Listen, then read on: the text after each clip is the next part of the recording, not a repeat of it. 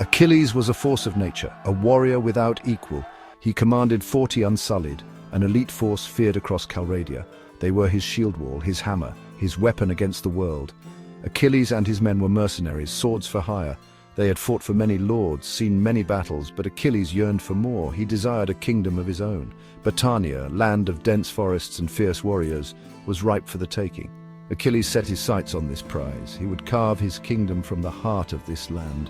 His first target, Seonon, a strategically vital fort on the edge of the Britannian forests. It was a fortress thought impregnable. Achilles would prove them wrong. The Unsullied were not born into privilege. They were hardened soldiers, each one a survivor. They hailed from different lands, different backgrounds, but they were united under Achilles' banner. They had fought in the scorching deserts of Assyria. They had battled the cunning horsemen of the Kuzite. They had faced the legions of the empire and emerged victorious. Their reputation preceded them, disciplined, ruthless, efficient. They were the embodiment of Achilles' will. They were the storm that would break upon Britannia. Their loyalty to Achilles was absolute. He was their commander, their brother, their king. The forests surrounding Seonon were dense and unforgiving, a place of shadows and secrets, perfect for Achilles' plans. He would use the terrain to his advantage. He split his forces into smaller groups. They moved like phantoms through the trees, unseen, unheard. Achilles knew the importance of surprise. It was a weapon as deadly as any blade. He would strike swiftly, decisively, leaving no room for doubt. The defenders of Seonon were complacent. They believed their walls offered them absolute protection. They underestimated Achilles. They would pay the price for their arrogance.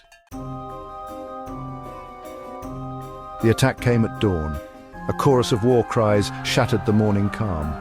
The Unsullied surged from the trees like wolves upon their prey. Achilles, a whirlwind of steel, led the charge. His axe, a gift from a vanquished king, cleaved through flesh and bone. He was an unstoppable force. The defenders, caught off guard, scrambled to mount a defense. But it was too late. The Unsullied were inside the gates. Chaos reigned. Seonon, once thought impenetrable, fell within hours. The speed and ferocity of the attack left the Britannians reeling. Achilles had struck a powerful blow. Section 5. A cunning trap at Marunath. Marunath, a formidable fortress, was next. It was a stronghold of Britannian power. Achilles knew a direct assault would be costly. He needed a different approach. He sent word to Calidog, the chieftain of Marunath. A challenge, a duel to decide the fate of the fortress. Calidog, proud and eager to avenge Seonon, accepted. It was a trap. Achilles knew Calidog could not resist a challenge to single combat. The Britannian sense of honor would be their undoing. While Calidog gathered his best warriors, Achilles prepared his own ambush. He would crush the Britannians, claim another victory for his growing legend. Section 6. The defenders fall. The duel was a spectacle. Calidog, a fierce warrior, fought like a man possessed. But Achilles was faster, stronger, more cunning. He disarmed Calidog with a swift maneuver. The Britannian chieftain stumbled. Achilles pressed his advantage, delivering a fatal blow.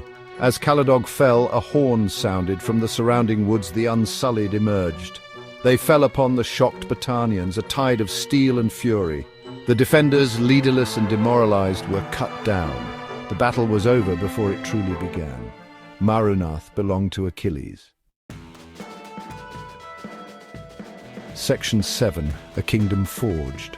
With each victory, Achilles' legend grew. The Britannians were scattered. Their strongholds lay in ruins. The time was right. He gathered his men. They had fought bravely, loyally. They had earned their reward. Achilles addressed them, his voice echoing through the captured fortress. They had conquered this land together. Now he would lead them to greatness. He declared himself king. King of Britannia. King of a land forged in blood and fire. Section 8. The Boar King of Britannia. Achilles, the Boar of the North, they called him. A fitting title for a warrior king. He ruled with an iron fist, but he ruled justly.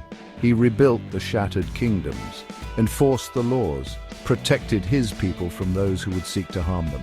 Under his reign, Britannia prospered. The people, once fearful, now looked to their king with respect, even admiration. Achilles had achieved what few men dared to dream. He had carved his own kingdom from the chaos, and he would rule it with the same ruthlessness and cunning that had brought him to power. Section 9.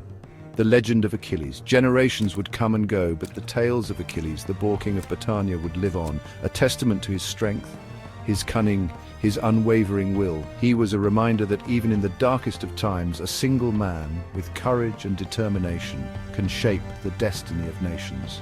The legend of Achilles served as both inspiration and warning, a reminder that power, once seized, must be wielded with wisdom and restraint.